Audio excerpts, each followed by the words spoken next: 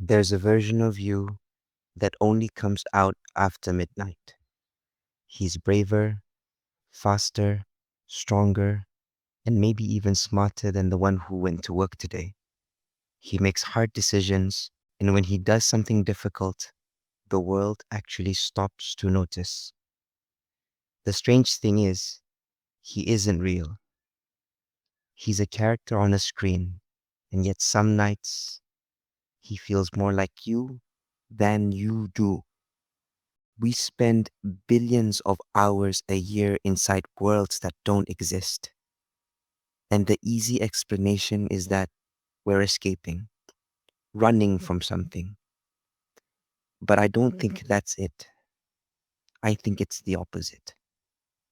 I don't think these games are pulling us away from life. I think they're quietly showing us everything we wanted from it. Why do we play role playing games? Stay with me, because the answer starts off comforting and then slowly turns into a mirror most of us would rather not look into. Start with the obvious. RPG means role playing. For a few hours, you set down who you are and pick up who you could be. Someone bolder, someone more capable, someone the story actually chose. You build him from nothing: his face, his name, his strengths.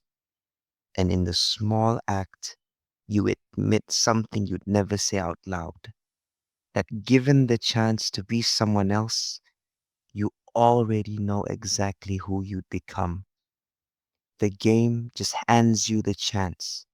The morning never does. And then it gives you something real life almost never will. It lets you see yourself getting better, and it rewards and recognizes you for the effort. Something most men never get out here. The bar fills, the number climbs. Every hour you put in turns into proof you can hold in your hands. Think about how rare that is.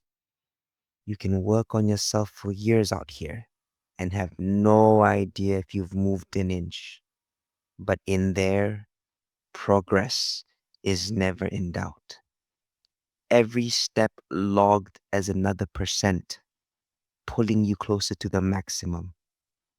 The game never makes you wonder if you're wasting your time. It's the most honest, instant feedback most men get all week. And it's coming from something that isn't even real. Because in there, the rules are fair. Do the work, get the reward. Every locked door has a key somewhere in the world. Nothing is wasted. Nothing is random. Effort and outcome are tied together with a string you can actually see. It's a world that keeps its promises. And if you've been alive long enough, you know how rare and how quite devastating it is to find one that does. And your choices matter there. You're not a passenger in the back seat. You're not just there to enjoy the ride. The whole world leans forward and waits to see what you'll decide.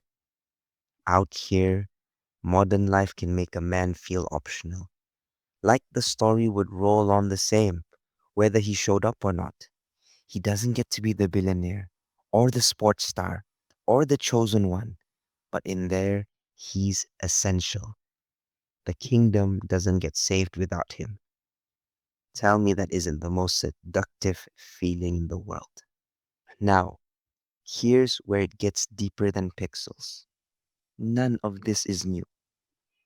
Long before the screen, a scholar named Joseph Campbell spent his life studying the myths of nearly every culture on Earth.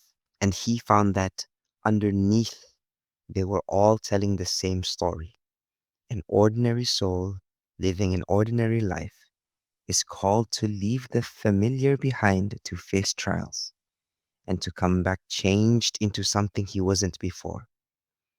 He called it the hero's journey. And once you see it, you can't unsee it. It's in every scripture, every legend, every campfire story your ancestors ever told. The RPG didn't invent the hunger to become someone. It's older than all of us. The game just learned how to feed it faster than real life ever could. And maybe that's why the hunger feels so sharp right now. Look at the shape of a modern life. It's full, but it's formless. No clear quest, no map. No one tells you if the effort is counting for anything. Even your identity arrives pre assigned, handed to you by algorithms and expectations before you ever got to choose it. So you reach for the one place that gives all that back: a clear goal, a fair fight, a self we actually picked. The game gives us the one thing the modern world quietly took: a life that makes sense. But this is the mirror I warned you about. So let me say the hard part plainly. It is far easier to level a character than to level yourself. The bar fills on the screen while the man holding the controller stays exactly where he was.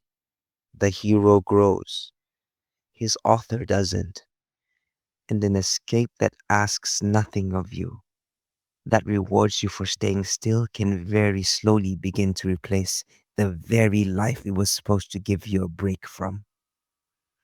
You can spend a decade becoming a legend in a world that switches off the moment you stand up.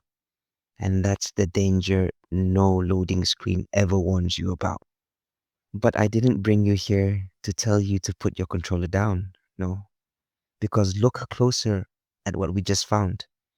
Every reason these games grip us: visible progress, a fair exchange, choices that count, a self worth becoming, none of those are gaming desires. They're human ones. The game didn't create them. It just held up an honest confession of what we've been starving for the whole time. So maybe the game was never only an escape. Maybe it's a blueprint. Your own heart telling you in the clearest language it has exactly what a life worth living would feel like. And none of it has to stay trapped behind the glass.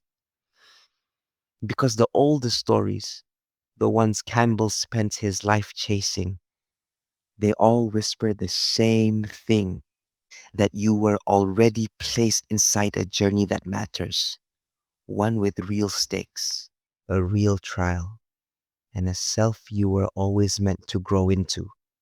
The screen is just a faint echo of a far older, far greater call to get up and become who you were made to be. So tonight, you'll log off and the character will wait, frozen, exactly as strong as the moments you left him. The only question worth sitting with is this: what would it mean to play your own life with even half that devotion? It's the kind of question you like to sit with.